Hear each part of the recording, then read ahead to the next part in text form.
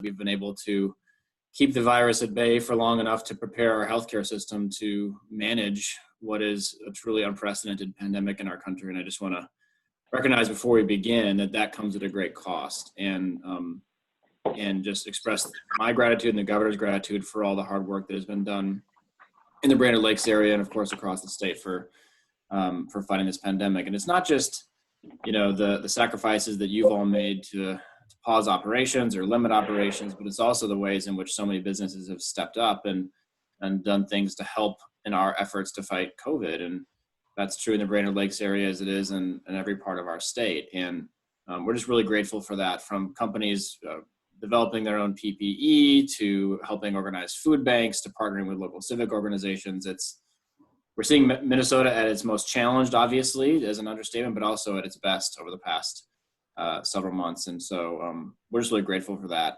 I thought I'd give a little bit of an economic snapshot of where the area is. You may know this data as well as I, because you live it every day, but I thought I'd offer a little bit of kind of ground setting on where things are at in the area, talk a little bit about what our focus has been at the state right now, and hopefully leave most of the time for questions, because I think that's probably the most valuable use of our time, so we can go in the direction that you see most useful. I think that it's no surprise that counties surrounding your area, Crow Wing County, Cass County, have been hit harder than most counties in the state. And a lot of that has to do with the makeup of business sectors in those counties, obviously with high tourism industries, accommodation, hospitality. Some of the hardest hit industries in our state are in an increased predominance in your counties. And so we're seeing 27.6% of the labor force, for example, in Crow Wing County has applied for unemployment insurance benefits. That's the 17th highest of all 87 counties in Minnesota.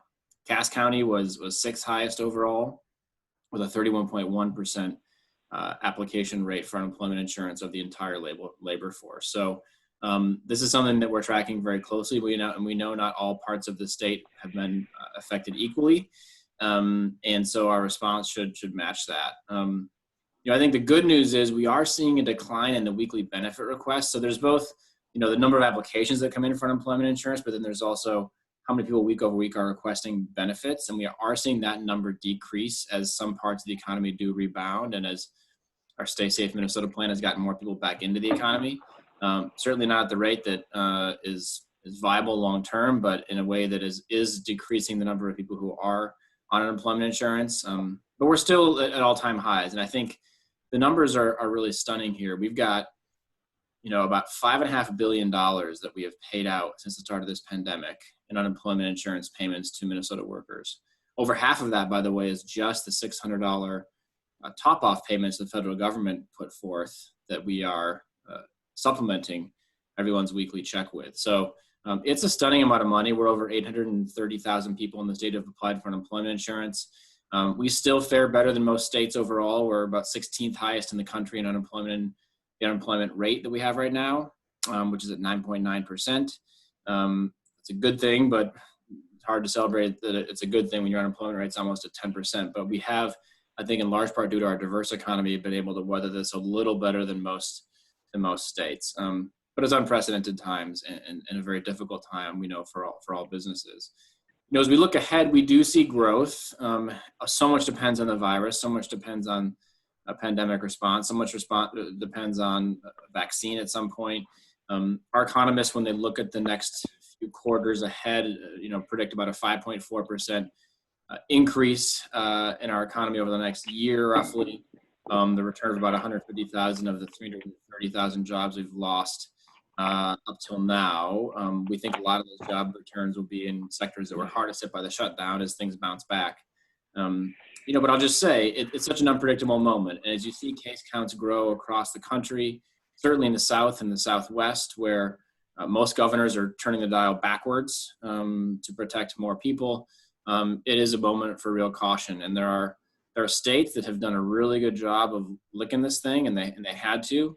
And certainly no one's out of the woods. And then there's states for which, there's a resurgence. And that's just a really troubling thing for our economy. And so a big part of our effort here is to track that health data really towards the end of moving as quickly as we can to open up more of the economy to spur economic growth, while also being careful for the safety of people and making sure that that kind of volatility that comes with opening and closing isn't something that we have to live by here, because I think that's challenging. It hurts consumer confidence, it hurts business growth, and long term is just not a place any economy wants to be. So that's really a lot of the conversation around growth that we're having, and on the unevenness of it, and our desire to do as much as government can to provide consistency and clarity on where we're headed.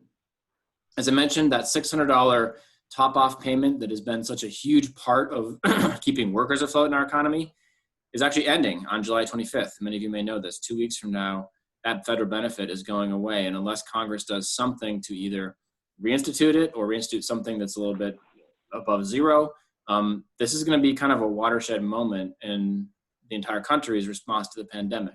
70% of the people getting unemployment insurance benefits right now are earning more on UI than they did in their jobs before the pandemic hit. And that means that those people will now be earning far, far less once that benefit drops off. And so we know many industries are hiring, which is helpful, but we also know that people are going to need assistance. And so we're working closely with both our job bank system to make sure we're targeting very clearly to those who are seeking jobs what's available, and then also for those who are going to find themselves at or near the poverty line or potentially below, that we're targeting some state services to help during that time. But it just highlights the importance of getting our economy moving as quickly as we possibly can and helping businesses grow. You, I'm sure, have tracked some of the work that we have done to help small businesses in our state. They have been by far the hardest hit. We just finished our third program to use state dollars to infuse small businesses with some cash. This latest round was a grant program, $62 million that we have procured from the legislature to help especially small businesses most affected by the pandemic. We got about 29,000 applications for these $10,000 grants. And again, they're grants, not loans. So it's just a full check.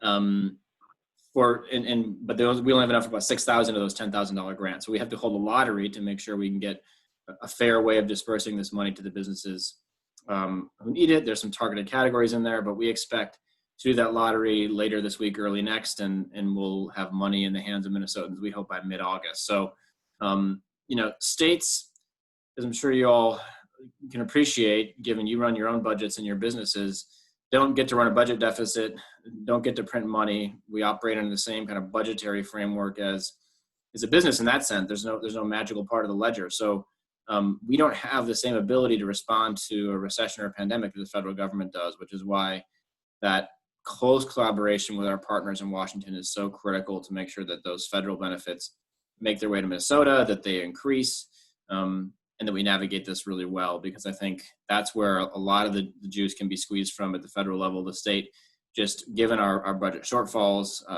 given the decrease in sales tax revenues and everything else, is limited in our ability to respond at a level that's commensurate with the challenges that we face. Now, I'll just say maybe lastly, before we take some questions and hear the direction that you all want to take this, I think overall, the conversation on reopening our economy has been a vibrant and active one from the very beginning. And as your Economic Development Commissioner, it's my job to speak on behalf of the business community and on behalf of our economy and provide as much data and insight and understanding for the governor and our team in government about where things are at in the business community. And so I really appreciate the conversations I've had with many of you, many chambers across the state on where things are at, and trying to triangulate that with the health situation that we are in and what's doable and not doable. Right now, most of our economy has a lane to be open. The big kind of area that is not really have a viable path forward is larger events, right? That 250 person cap on events means that some of the bigger events, whether outdoors or indoors, can't really come together because of that convening cap. So we know that's an area of the economy that is particularly hurting. Obviously, hospitality and restaurants and bars are hurting a lot, not just because of the shutdowns early, but because people are skittish. And so even when you do lift some of those restrictions, you're just not seeing that flood of activity back into those markets. And so it's a very active conversation on what more we can do to open up, recognizing that our case counts are on the rise. We're seeing a lot more young people get the disease. And so that's troubling in the sense that in the hospitality industry, that's a lot of where we're seeing these jumps happen. And I think, as you've heard the governor say, and certainly has been discussed in towns and cities across the country and in Minnesota too, a lot of this discussion right now revolves around masking and the importance of masking to help prevent the spread of the disease. And I think there's no question that masking is one of the number one ways that we can slow the spread of COVID. It's certainly a controversial issue in terms of requirements or non-requirements. As the governor said, he is considering a requirement statewide, hasn't decided yet, but looking at all the data and looking at what can be done. But I think from my perspective, and I hope from yours too, the point of any kind of masking mandate or even just masking advice is that we need to do it to keep our economy open. You can talk about whether you think it's good for personal responsibility or not, or the individual liberties that are there. And there's very good arguments on both sides of that debate. But ultimately, the health data demonstrates that masking works. And because it does, and because it's so inextricably tied to our ability to open up our economy, it's just a really important argument to make that we want to keep our economy open, so we should wear masks. And we've looked at the data at what convinces people who might not otherwise wear a mask to wear one. And that's the argument that works. It's not, hey, you should because you should take care of your neighbor. Hey, you should because of some sense of personal responsibility. It's, no, let's do this so we can keep our economy open and try to go further in opening our economy. So it's just it's a big issue. I know it's a different issue in the metro versus in greater Minnesota, and completely appreciate those differences and how it looks and feels different. But the health data is the same any part in the state, which is to say, if you wear a mask, you're really going to reduce the spread significantly. So that's something that's on top of our minds too, as we think about reopening and making sure we get this right for businesses. So I'll stop there. Really eager to hear your questions. Tyler, again, thanks for having me. Thank you all for hopping in early to this Zoom call, and eager to hear what's on your minds. Yeah, thank you very much, Commissioner Grove. One question, and then I've got a handful of them here now. So if anybody, please mute your, yeah, thank you. So, based on some of the economic projections that you're seeing, what percentage of the small businesses do you expect to close permanently as a result of the pandemic? Boy, it's hard to say. I mean, the most recent American Community Survey of small businesses in the country did see some degree of rebound, but there's only 20% of small businesses in the country who say that they aren't affected at all by the pandemic. So everyone's being hit hard. We don't have a projection on the number of businesses that we expect to close. We look at bankruptcy data a little. It's not the best at the end of the day. What we're trying to do is get as much assistance to the hardest hit industries as we possibly can in the short term, and then try to stimulate demand by reopening that economy and getting more people out there as safely as we possibly can. So I don't have a data projection for you on that, but it's certainly something that we are examining and want to prevent. With the latest round of grants that came out from DEED, I think did it land at $62 or $63 million that went out as part of that lottery? What were the total number of applications that were received? About 29,000, and at a grant amount of $10K across the board, which is what it will be. We're looking at around 6,000 grants that we'll be able to administer. So it's a 1 in 5 hit rate. Now, of course, we have carve-outs for greater Minnesota and the metro, for businesses owned by people of color, women, and veterans, for businesses owned by really small companies. So if you're at 6 or less, you have a higher chance. So it's a weighted lottery in that sense, but an important one. And what we heard consistently is that, you had the PPP, you had our original loan program, but what businesses need at this point is grants. And so that's why that money was organized as such. We know that many counties and cities who got CARES Act disbursements will be putting some of that money into small businesses as well. And so we're working with a lot of those local leaders on those programs too.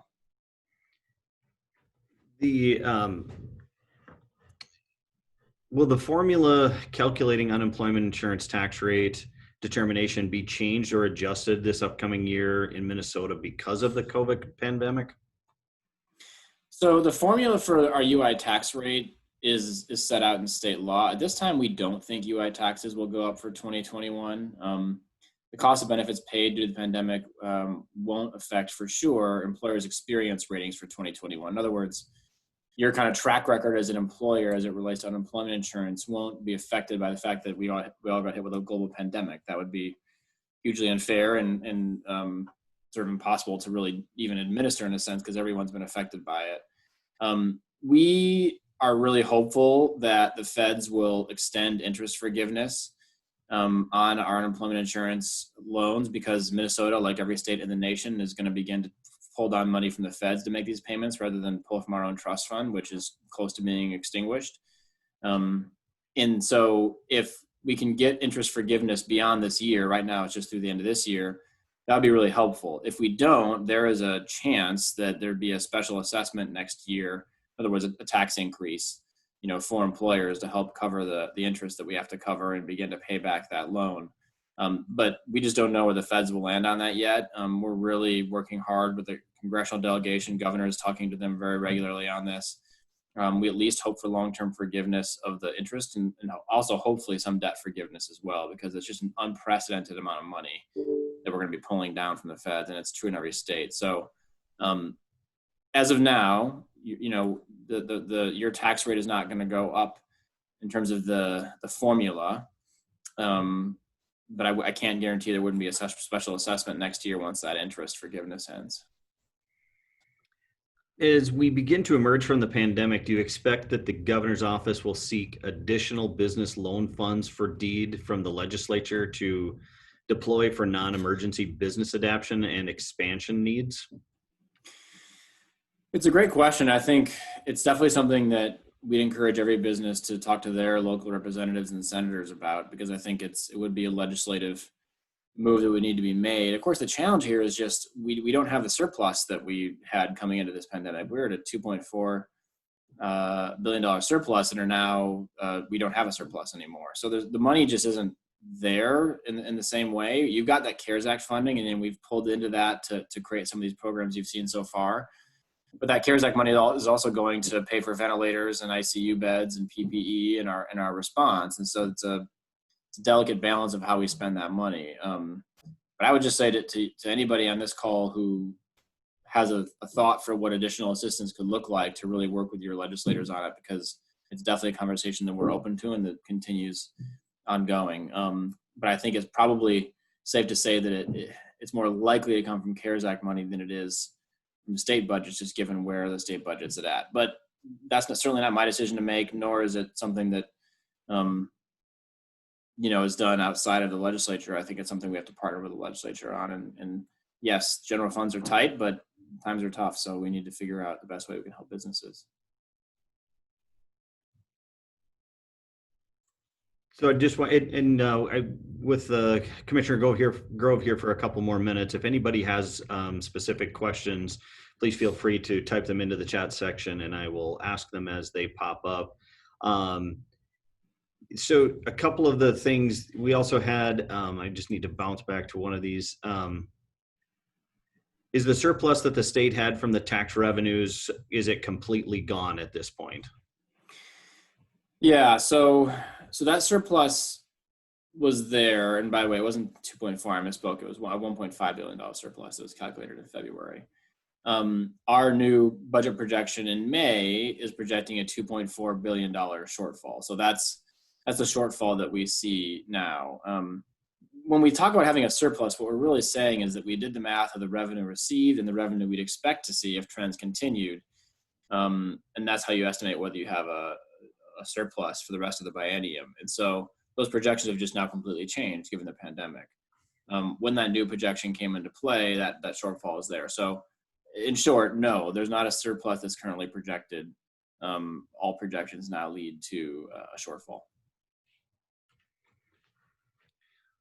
Well, one of the things that I wanted to mention as well is that one of our members here, with the Initiative Foundation based out of Little Falls, they're the ones that are going to be administrating the DEED Small Business Relief Grants for the Central Minnesota region. So right, we have Jeff Wig that's on the call with us. Hey, Jeff.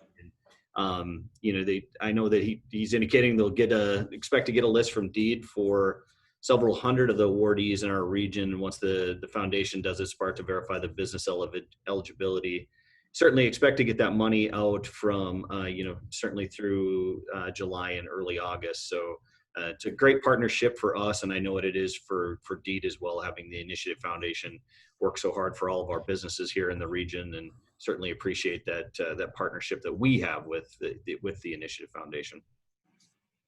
Yeah, no, thanks, Tyler and Jeff. We really appreciate your work and the work of your colleagues across the state on that. I think because of the unique situation in which it was a lottery, usually in grants and loans, you have a decision-making process, and we would have probably deferred to initiative foundations and others across the state in some of that decision-making. But given it's a straight-up lottery, we're just going to partner with the Minnesota Lottery on selection. But then what Jeff and his team will do is some due diligence on those that won the lottery in that area to make sure they are indeed eligible, and then all the administering of the cash, which is a significant effort too. So we really couldn't do it without partners like Jeff and his team. We're really grateful for it.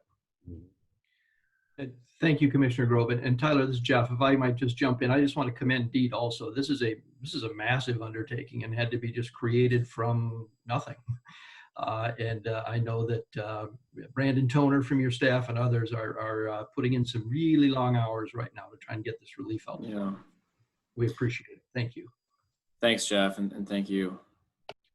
Well, I think that unless I have some more questions come through, which I'm not seeing right now, again, thank you to Commissioner Grove for joining us this morning. You're more than welcome to stay on the call. The rest of our agenda, we're talking, we've got an exciting project going up into Pequot Lakes with Xcel Energy, putting a regional service center, building that out in Pequot Lakes, and starting.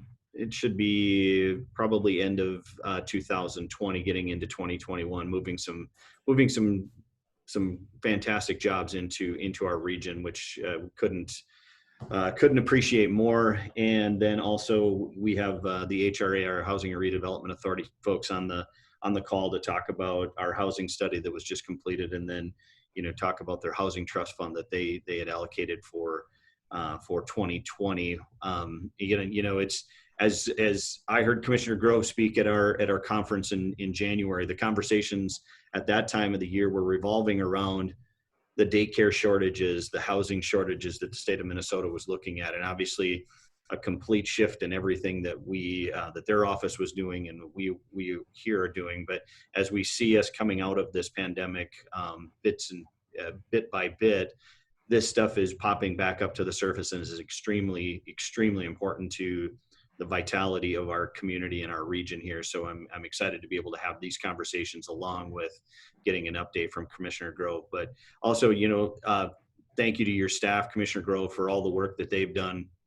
And I don't think anybody quite realizes how out front of the unemployment side of things that the state of Minnesota was. They were the first state to get the $600 bump up from the federal government out and funded to the unemployment folks the folks that were looking for unemployment benefits in the state of Minnesota. So that's been huge, certainly for our region, as the folks that we have up here with our hospitality industry, the bars and restaurants that rely on our tourism, kept everyone moving forward, and felt very, very positive here. And then the assistance that we have a great DEED rep in our region is David Heyer, and David's done a tremendous job of communicating initiatives and communicating activities and things that are coming out of the commissioner's office before they get to us, and sharing that information that I turn around and our staff here at BLAEDC is sharing with our employers, especially when the stay-at-home order was coming up. That was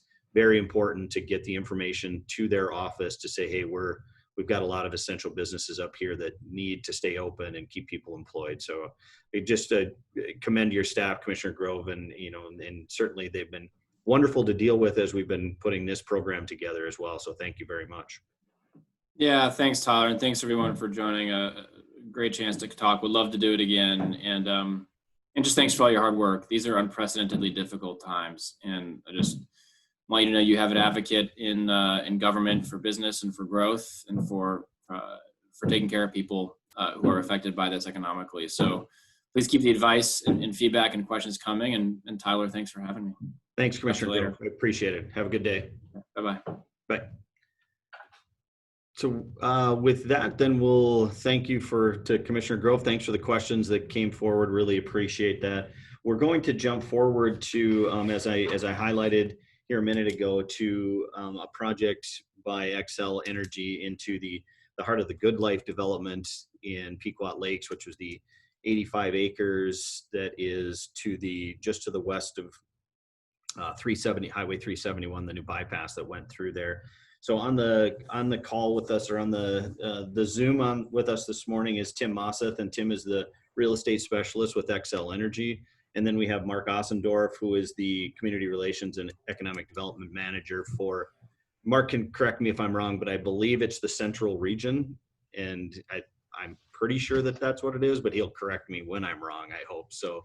And then also we have on the line with us and Nancy Malika, who is the city administrator from Pequot Lakes. And I don't know that if she knew she was maybe going to ask to say a few words, but I wanted to highlight this project. It's an outstanding project that's going to go into the Pequot Lakes area, and very excited about this. So Tim and Mark, I'll turn this over to you. If you guys just want to, you have the ability to share your screen. If you have something to share, that'd be great. If not, just to update the group on where you're at in regards to the project moving into Pequot. Sure, Tyler, I'll go first. Again, my name is Mark Ossendorf. As Tyler indicated, I'm the community relations manager. I like to call it Greater Minnesota, but yeah, I office in St. Cloud, but I have Central Minnesota. That includes the Brainerd Lakes area, where we provide natural gas service. Northern States Power Company in 1994 extended natural gas to the communities all around Brainerd proper. Those were not served with natural gas, and it was a project that was probably 2 years in the making. And in 1994, the company finally pulled the trigger and extended natural gas out there, and providing our customers with another option for heating. That's been 26 years now. We have leased space in Nisswa from Crow Wing Power. Our business needs have really outgrown that space. About a year and a half ago, we started to look for where we could potentially build. We must have looked at maybe 10 different properties. One that surfaced quite quickly was the new Heart of the Lakes development in Pequot Lakes. And we began discussions. And while I have relationships with people like Matt Killing at the Chamber and Tyler at BLAEDC, I certainly don't have in-depth, deep relationships like they do. And we engaged Tyler right away, asking for assistance. You know, can you help us facilitate this project? And Tyler jumped in with both feet and was very instrumental in helping us navigate those relationships and through this project. And we're just grateful for all the work that BLAEDC did in helping us make this successful. Again, we have Tim Mosseth.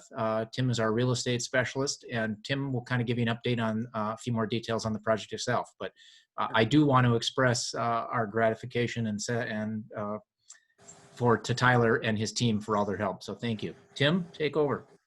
Thanks, Mark. I appreciate it. As Mark mentioned, I'm the real estate specialist for Xcel Energy.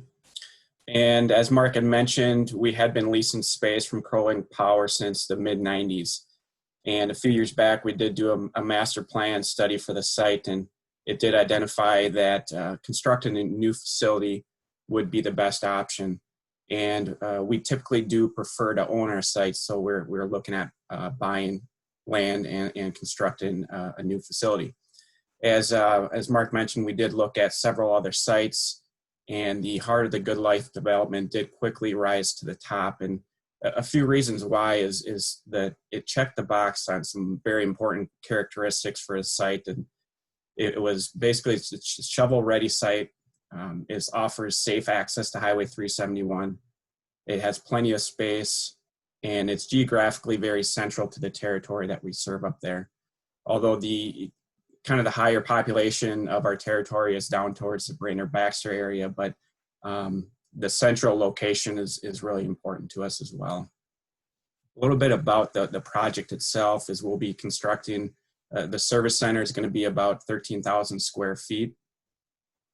About 5,000 of that would be office space, and the remainder will be warehouse, garage type areas.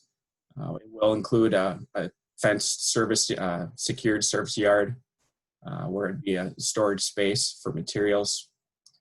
And initially we were looking at about 4-acre parcel, but now it's going to be closer to 5 acres. And it will be about 3% of the site will be devoted to green space and sustainable landscaping design, which is kind of a new quality or new factor that we're looking at for our sites. The site location, it's going to be right next to the Pequot Lakes Public Works Department facilities. So from a zoning perspective, it really makes a lot of sense for us. And also the city will be building out an industrial park road that will be serving the development. And this will allow us to create a kind of a drive-in, drive-out layout to the site. So it's going to be very safe for our service vehicles to drive in with the trailers out of one entrance and drive out of another. So it really limits the backing up and some of those safety hazards. The building will be constructed of precast materials. A lot of our service centers that we own, we've occupied for 30, 40, 50 plus years. So it's going to be built out of, really quality materials that are built for the long term. Obviously we're being there for that long amount of time. We're really setting roots in Pequot Lakes and are very excited for this project. A timeline that we're looking at is closing on the property early fall, and we should be completing full design of the facility probably by the end of this year, and we'll be submitting building permits early 21. We'll start construction in spring of 21. Hopefully we have a early spring and can get a good jump on construction, and we do plan on hopefully occupying the building by the end of 2021. And with that, if Nancy's on the line, I can maybe hand it off to her if she wants to talk about the process that we've gone through with them.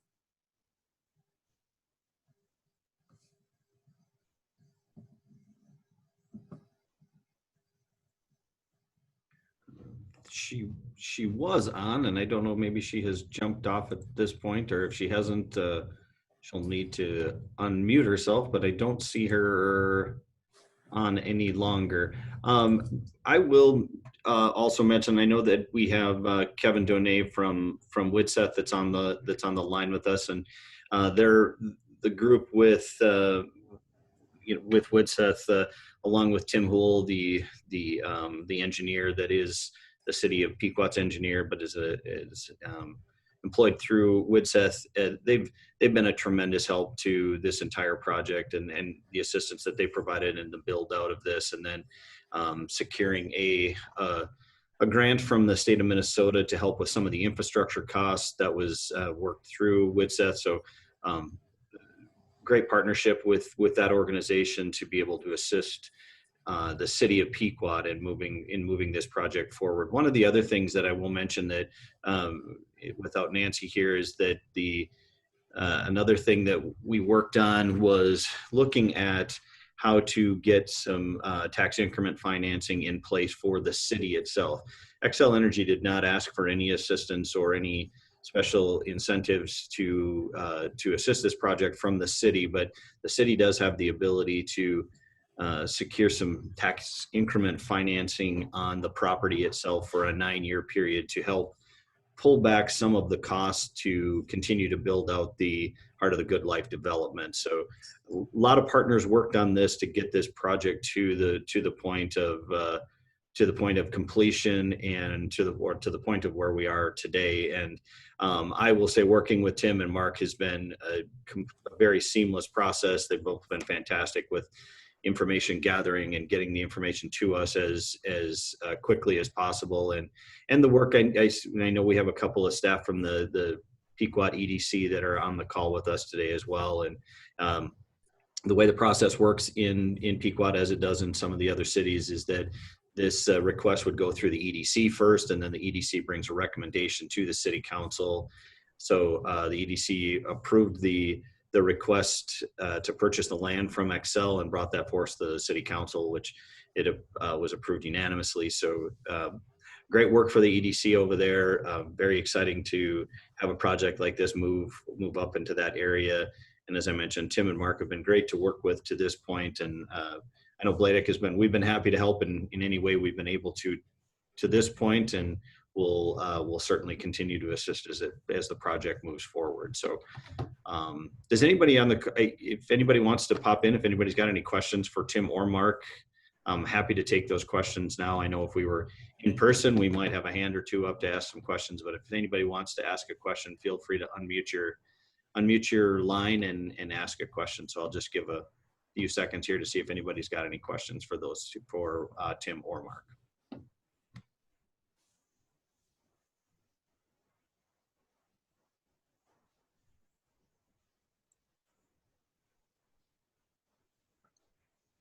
I would just say congratulations, and it's going to be great to have you here and have all of these jobs in our community, and looking forward to working with you into the future. If you need any fiber connections at your site, just let me know. Thank you. You certainly will. Christy. I can guarantee that. Thanks, Christy. I might just ask one of you guys, is there expansion plans for Xcel Energy? Is there anything new coming with the new facility as far as our community goes? Well, I can say that the facility is being designed to expand. I can't comment on any concrete plans from a territory standpoint, but I know that facility is being designed for expansion. We have plenty of space to do that now. And Mark, I don't know if you have anything else to add to that. Well, the new facility will be substantially larger than the existing facility. We have completely outgrown our current spot, and so this is being sized to accommodate our current needs, as well as Tim indicated, for expansion. If Mike, if your question is, do we have service territory? Are we expanding natural gas? There are no large projects planned at this point, but I'm not always overly privy what the behind the scenes the gas folks are doing, but they're always looking to expand. So.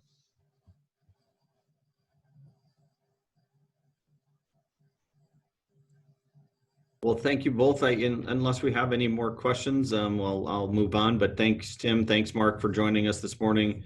Really appreciate your time, and looking forward to continuing to work with you guys to get this project built out. And I know that the City of Pequot Lakes is very thrilled to have a quality company like Xcel putting roots down there for many, many years to come. Likewise, thanks for the opportunity, Tyler.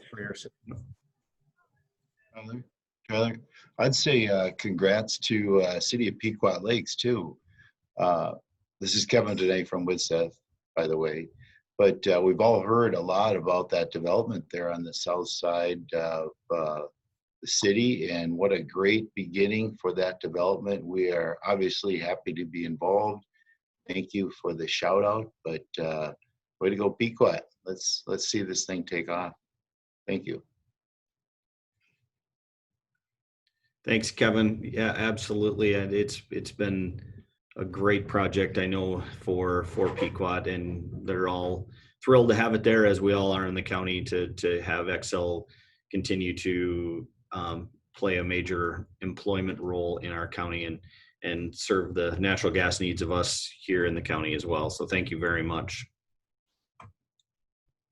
Okay, with that, I will transition to John Schomer. John's with the Brainerd HRA, and John's going to bring us up to date on the housing study that was completed at the end of 2019.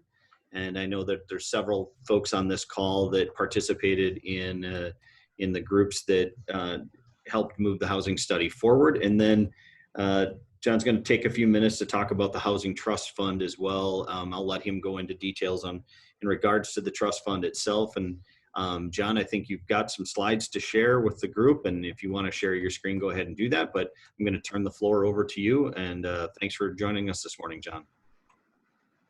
Good morning, everyone, and thanks, Tyler, for inviting us to be part of your quarterly business meeting.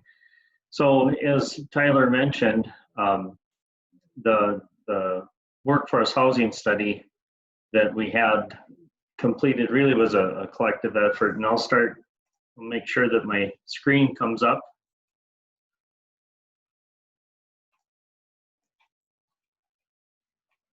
Okay, I believe everyone can see that now. Just a quick background on the Crow Wing County HRA. The mission of the Crow Wing County HRA is to support the creation and affordable housing, economic development, and redevelopment projects toward a more vibrant Crow Wing County. So that's kind of the crux of what we do as the HRA. For those that don't know, the HRA, the Crow Wing County HRA, all HRAs are a component unit of the government. The Crow Wing County HRA was created in 1986 by Crow Wing County. We are governed by state statute. The county board authorizes the HRA's annual levy, so they set our levy for us. We're governed by a 5-member board that is appointed by our county commissioners. So that directs the initiatives that we pursue is through our board. The Crow Wing County HRA itself doesn't have employees. It's operated through a shared services agreement with the Brainerd HRA, and that agreement's been in place since 2013. Brainerd HRA is all the employees basically then the Crow Wing County has access, Crow Wing County HRA, excuse me, has access to. So for example, our finance director down to, I'm a rehab coordinator, the Crow Wing County HRA is able to have full staff through that collective agreement. So some of our goals that I mentioned, the board does govern us. They create our goals. And some of those goals for 2019, 2020, I have up on the screen here to create awareness and visibility for the HRA through education and collaboration with partners such as BLAEDC and many others in the community. Explore funding or facilitate redevelopment projects, and improve housing quality and availability in Crow Wing County, and address the workforce housing needs in Crow Wing County. As Tyler had mentioned previously in the meeting, you know, a lot of the talk early in the year was around housing needs and what are we going to do? Business is going well. Businesses were looking for talent, and to attract that talent, they need places to live. Housing becomes an extremely important part of that. So for this, it was a key component for us at the HRA. So part of that was the workforce housing study. Some of the programs and initiatives you'll see that we have up here is, I'd like to touch most importantly on the workforce housing study and the Housing Trust Fund. So along with these other initiatives we have, the workforce housing study was important to us to help determine where are we at with our housing needs in the county. And the study itself was targeted towards the workforce housing. So much of what the HRA does is for low income, and we use the term affordable a lot. So what is affordable workforce housing study? So that we needed to get a solid understanding of where our needs were and where we sat with what do we have for housing available currently, so that we know where we need to go to move forward. So the initiative that started last summer, it started when we hired redevelopment resources. And then we assembled a task force with representation throughout the county. As you can see, I think we had a good variety of people from all over the county to make sure that everyone was represented. A lot of very knowledgeable people that are experienced in housing. They know their industry very well, so they were it's extremely important to have people with those assets and with those skill sets involved in this to make sure we have a good end product. So we're excited to partner with everyone to get this done. The study itself, again, was completed in February of 2020. Redevelopment Resources did present that officially in March of 2020. It includes a thorough review of the countywide housing market. Crow Wing County is unique in a lot of ways. The housing in Crow Wing County, as many people are aware of, there's a workforce housing, but we're also a recreational center as well. A lot of our housing are higher end homes, lake homes. And with that being known, we tried to focus on, again, workforce housing. So primarily we looked at homes at that $300,000 price point and under, just to help us make sure that we were focused on the correct target audience. So the middle income portion of that was important, again, being a workforce housing study. The current state of the housing and future needs also were important as part of that. I do have some numbers here I just wanted to share. So some of the affordability piece that we were targeting, a lot of these acronyms are familiar to me, but we talk about area median income. That's the average median income for the area. And to make it affordable, we look at HUD defines that as 115% of the area median income. And for a housing to be affordable, the definition stems around people spending no more than 30% of their gross income for their housing. So that's really what we mean when we say affordable housing. So it's nice to have that understanding as we go through this. Those people that are looking for affordable housing, we're talking about that 30%. And when we asked redevelopment resources to conduct this, some of their findings they mentioned is over the next 5 to 10 years, annual employment additions in Crow Wing County will remain fairly consistent, averaging 300 to 350 per year. So such a trend would result in 4,500 to 5,250 new jobs by 2033. This was pre-COVID. We don't know that we're still going to be on track for that, but as Commissioner Grove mentioned, you know, they're seeing some rebound. We've got a great community. We have a great county, a lot of talented people here, a lot of talented leaders, good workforce. So I would expect that to be very accurate. And given that, the recommended or housing needs that redevelopment resources predicts is that we would need a total by 2033, a total of 4,800 new housing units. Housing units being single family or multifamily units. They do predict that would be higher on the single family side, roughly 3,400, and they're estimating about 1,400 multifamily units. And the units in there in that workforce range would be about 1,700. So it's a huge thing. I mean, housing is important to all of us. It's a basic necessity we all need. So the study was extremely helpful in trying to determine, okay, you know, where are we at now? Where do we see things going? What would our future needs be? So kind of to turn the corner a little bit now, we had this going to help us understand it. And at the time, through a meeting for another reason, when our staff was meeting with Commissioner Brecken and County Administrator Tim Poole, they actually asked us, well, how could the HRA help with workforce housing shortage issues? And they proposed to us, well, what could we do with a levy increase?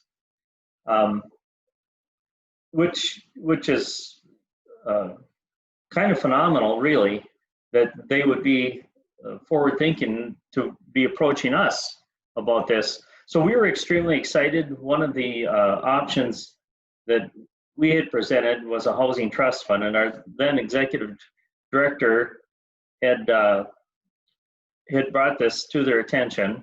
The housing trust funds were allowed by legislature that created in 2016, and it's really has been kind of slow taking off. There's very few that are in HRAs have housing trust funds. Approximately a handful of them do. It gives HRA several options to create new programs to address various housing needs throughout Minnesota. It also, it takes county board to create an ordinance to do that, which Crow Wing County Board did do. They unanimously approved funding for the creation of a $500,000 housing trust fund. So not only did they have the idea of what can we do, they really put their money where their mouth was and stepped up with a significant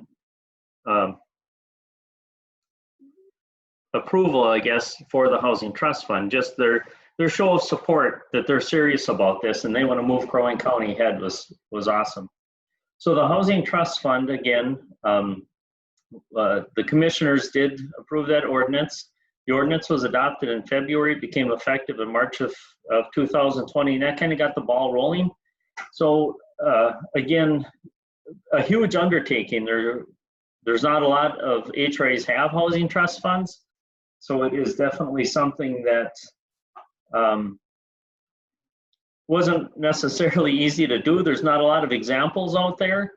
And then again, timing being what it was, we were poised to really get going on this. We did get some guidelines established. The guidelines themselves were based primarily off of the needs we've seen through doing business as the HRA, and then also through the housing study that was just completed. So the Housing Trust Fund assists in financing the production and preservation or stabilization of affordable housing and mixed income housing projects. The crux of it is, of course, for affordable housing as defined by statute. So the target population for the benefit of the Housing Trust Fund would be very low income people, and we have the definition of that up on the screen here. So those, again, that area median income, very low income, we define that as income at or below 50% or half of what the average is for the area. Low income being households with income at 80% of that average, but more than the 50, and then moderate or the median, the gross household income at or below 115% of the area median income, but over that 80% of the low category.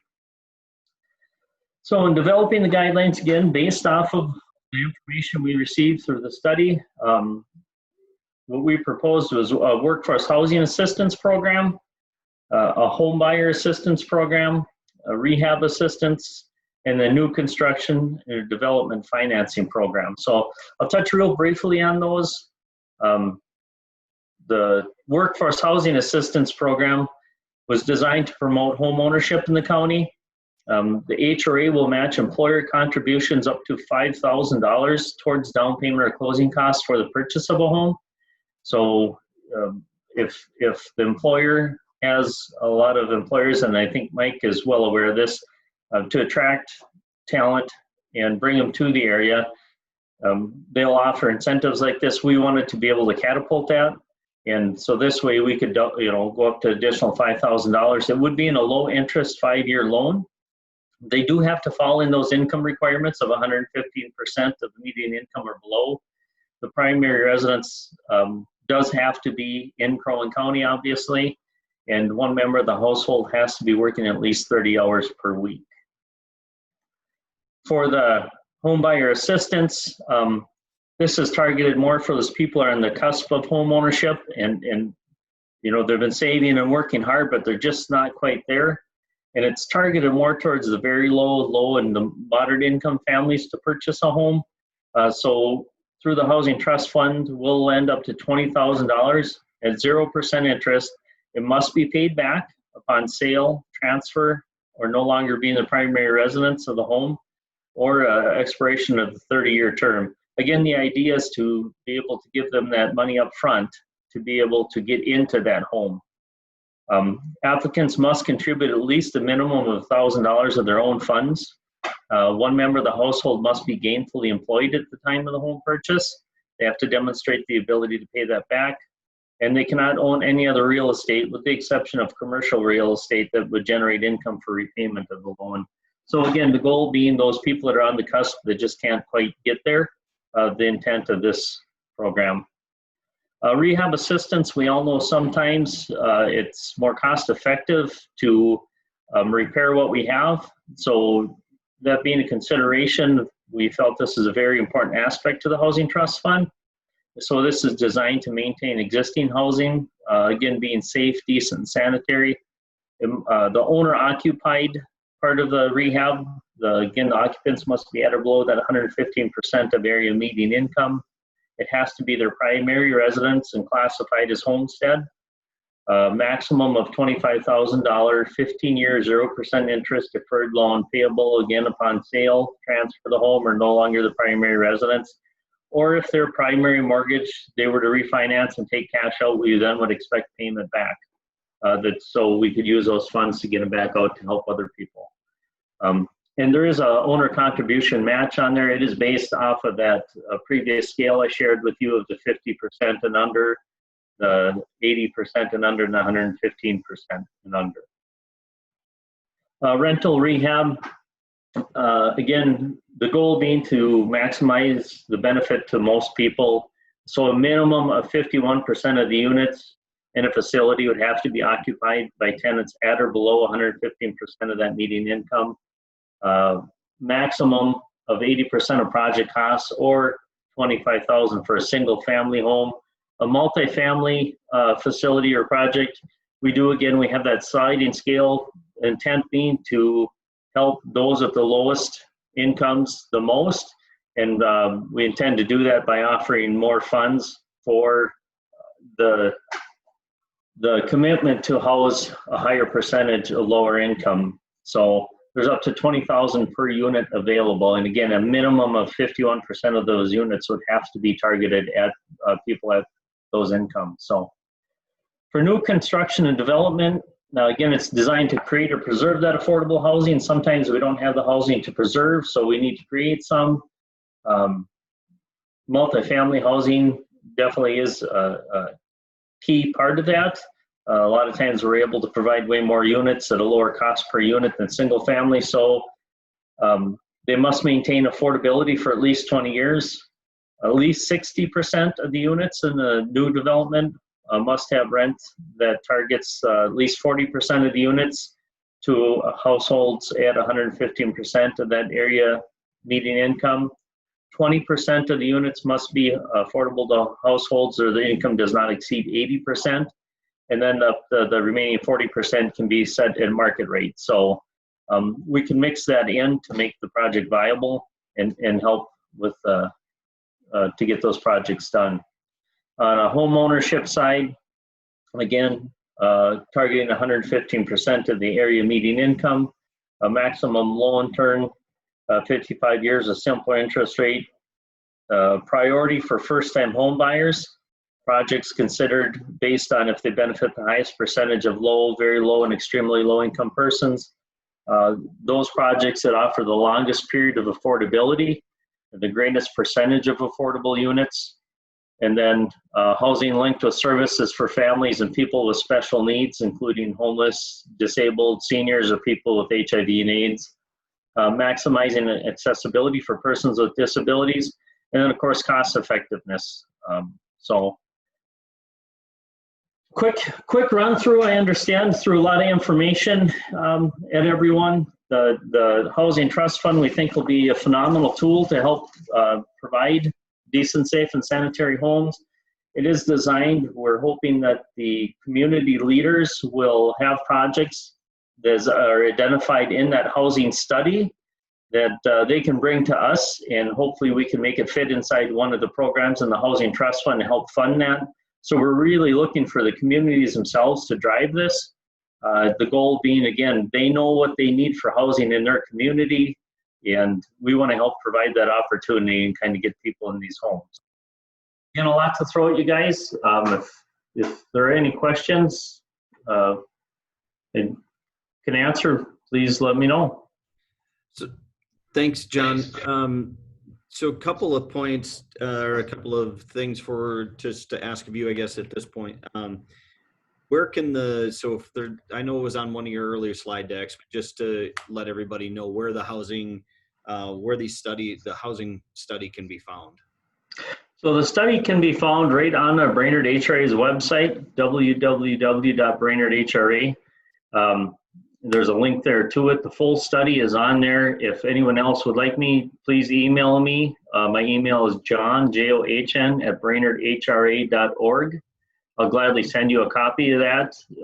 Whatever you need, we'd love to get that information in everyone's hands. It's good information. I think it's very valuable, especially to communities. It could be a huge tool to help move their housing needs forward. So I know that we have a handful of representatives that sat or that were part of the housing, the trust, or the housing study, the workforce housing study. Do any of the folks that are on the call here have any comments to share with the group?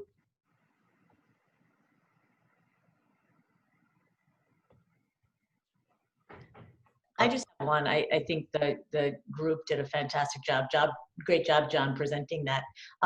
My only question is, what can we do from here to help get the word out, to invite people in to get to understand that this is available, a tool that's available for them, whether it be employers, whether it be contractors. How do you see, or how can we get people involved in getting the word out about the study? Yeah, great question. And thanks, Dolly, for all your hard work in the study as well. So again, pre-COVID, the plan was to get out in the community and present this information. We had a couple of opportunities scheduled. We're excited to get out there, and then COVID hit and everything kind of shut down. And again, I want to thank Tyler for inviting us here today.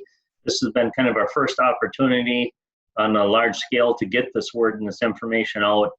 We do have Nancy Malik has been gracious in offering us an opportunity to speak at one of their meetings as well. So it's just trying to partner with community members and organizations at any opportunity we can. We did do a reach out to, there's 18 communities that are identified in that study. We, Leanne in our office did reach out. She sent that information out to each community to ensure that they all did have it in their hand.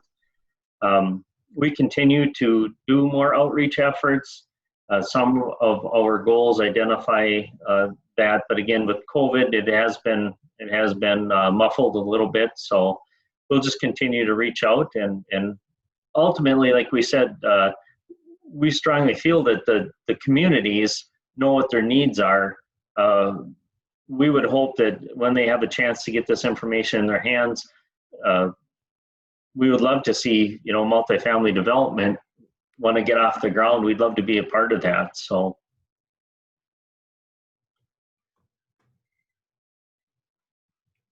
Yeah, thanks, John. Thanks, Molly, for that, for the question. Does anybody else have any further questions for John?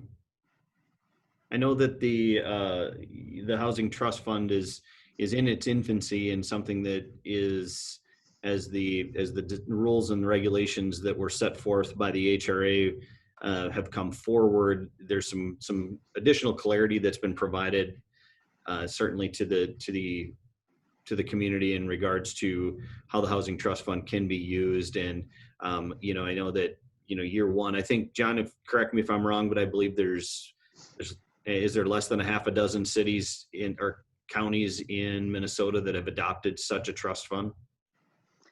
Yeah, and it's cities really. I know Ramsey County does have one, but St. Paul, larger areas really. There's about 5 or 6. Yeah.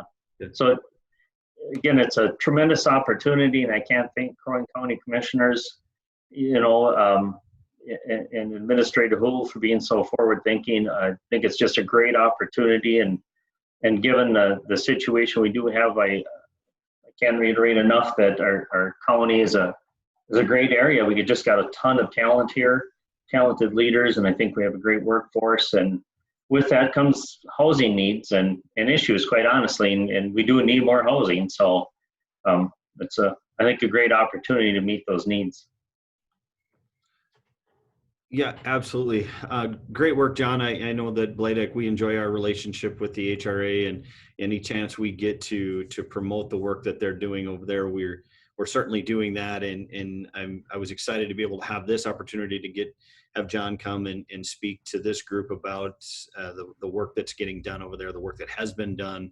I know we share the in the past, we've always shared the housing studies, workforce housing studies with potential employers that are coming into our communities, and we use it as certainly as a recruiting tool. And I know that Mike talks about it on a regular basis and was instrumental in being on the task force to get this out. So we love working with the group and want to continue to make sure that we get this information out as broadly as possible to ensure that anyone that's looking at this area and people want to make investments here, want to build housing, there's tremendous resources available for them. So thank you, John.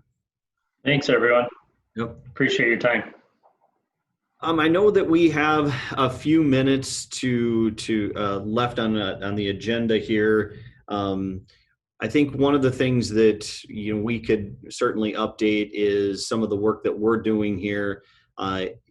Like everyone else during the pandemic, some of our work shifted a little bit in regards to the focus of our attention to trying to help our businesses make sure that they could stay open, could get to have access to the resources that were going to help them financially move forward. Working with the city of Brainerd on the relief grant fund that went out here about a month ago, and that was a great opportunity to work with the city of Brainerd, and they did some the council with some forward thinking to get this money out there to provide some relief to our businesses that were affected by that have been affected the most by the pandemic. Was good work by the city, and I was happy to provide some assistance where we could with that grant fund. And and I'll have Mike comment here as well, just on things that he's seeing from a workforce perspective. And I think that no surprise to anyone that things took a little bit of a stall there, but I'll let Mike update you guys. But I think we're certainly seeing a positive uptick in requests and activity. Yeah, thanks, Tyler. It's been obviously interesting when we look at the changes, and as Commissioner Grove was mentioning, we went from February in 2020 where we had a 3.3% unemployment rate. We made a jump to over 11 in April, and in July is looking like 17 plus. So lots of changes on the front. However, I would tell you, many of the partners that we have that are on the call right now have continued to have needs in our community, especially from the executive level, and some really neat positions that I've worked on and had the ability to be successful doing executive level recruitment. So as we sit in month 7 of the 2020 year, I just finished up last week hire number 7 for our community, and that's staying on pace what we've been doing over the 4 years of the key recruitment program. And just to give a little bit of flavor on some of the things that are available and we're still working on, I worked with the Arboretum hiring their new executive director. Our partners at CTC needed to hire a GIS technician, which we moved from Arizona and started recently. An HR person in Anderson Brothers, a quality technician over at Stern. And actually just next week, we'll be starting a second individual that does electronic assembly work for graphic packaging and the expansions that they have over there. So the neat thing is that'll be 7 people. Every individual that we've hired this year has actually come from outside of our community. So we're looking at people that we've moved in with families that are purchasing homes, needing a car, all of the things that go with it that continue to help our businesses thrive. 19 new people that have come in with those individuals. And right now we're looking at, over $70,000 in average wages that come with these folks moving into Brainerd and into the Brainerd community. I think that that's important to show that we're still growing, we're still expanding, our businesses still have needs in the workforce arena. And I personally want to say a huge thank you to John. I remember 2 years ago when I reached out to Jennifer and said, Klaus Stamping's looking at sending a bus to Houston when the hurricane hit to move people up here. And Jennifer told me to hold my horses because we didn't have enough places to sleep at night. And it's true. And without you guys jumping on it and saying, what do we need to do? And how do we look at expanding workforce housing in the Brainerd community so our businesses keep growing? The attention needs to be turned on that. And I'm excited that we have the ability now to show contractors, show people that we have this need, that we're expanding and doing good things.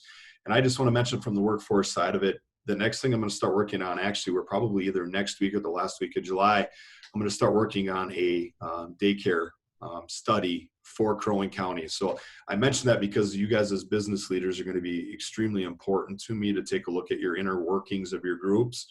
What type of needs do we have? If we do some distance learning from the school end of the house, it's going to be extremely important that our children have places to go, that we can do expanded learning opportunities for them, keep them educated. It's going to be viable that our employees of our businesses can continue to work and not need to take a bunch of time off to take care of children at home. So you'll be hearing from me in the very near future about the daycare study that I'm going to start up, and some of those conversations around distance learning and how to keep children engaged from the school district end, as well as keeping your employees in your workplaces and in working and not having to worry about that. So that'd be a summary from the workforce front on BLAEDC.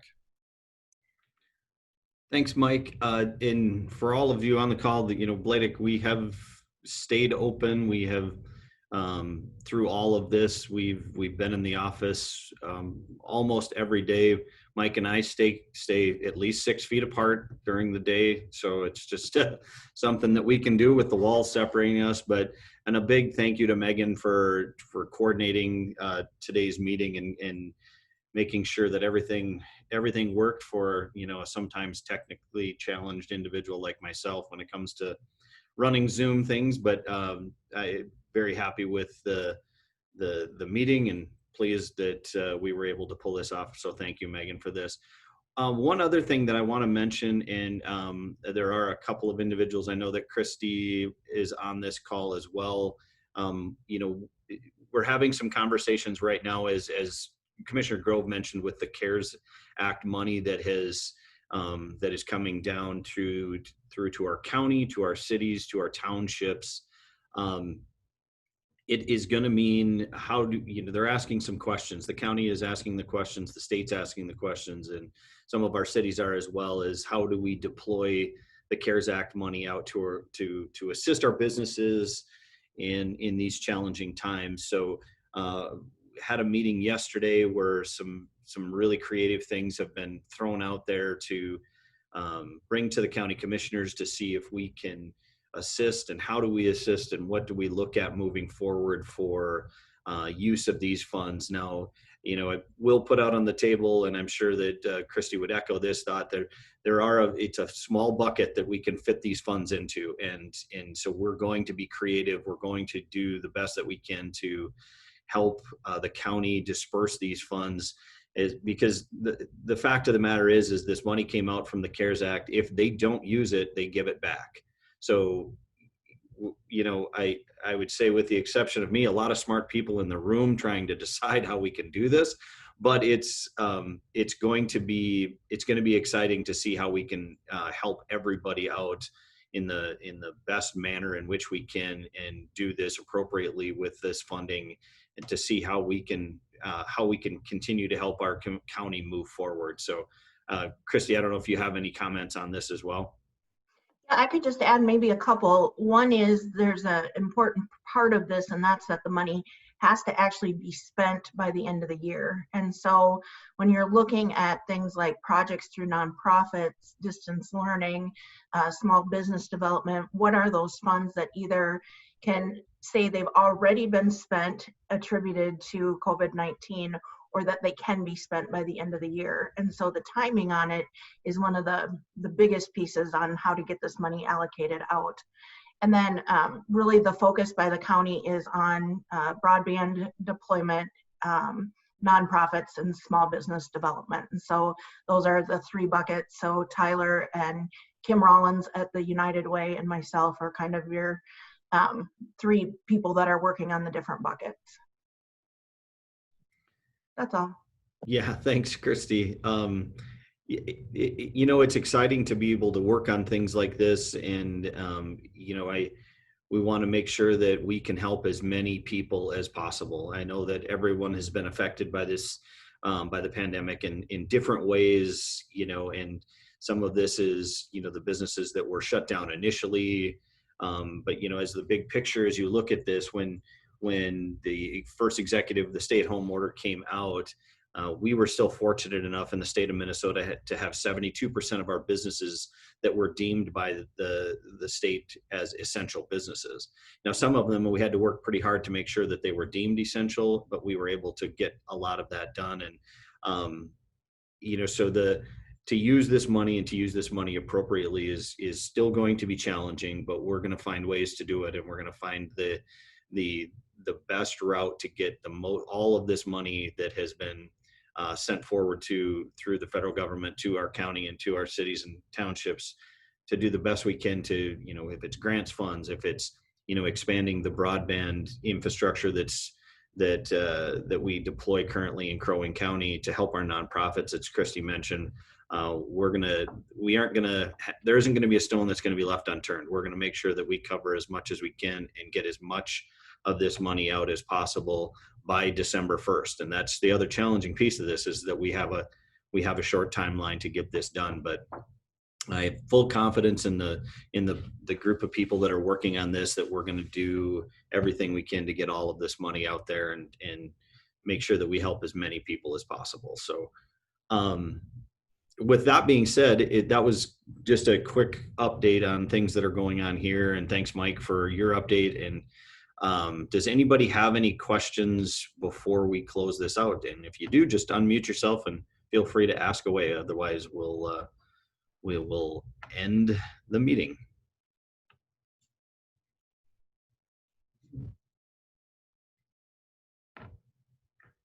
A very quiet audience, which is okay. That means that you got as much information as you could. So I did have a chat request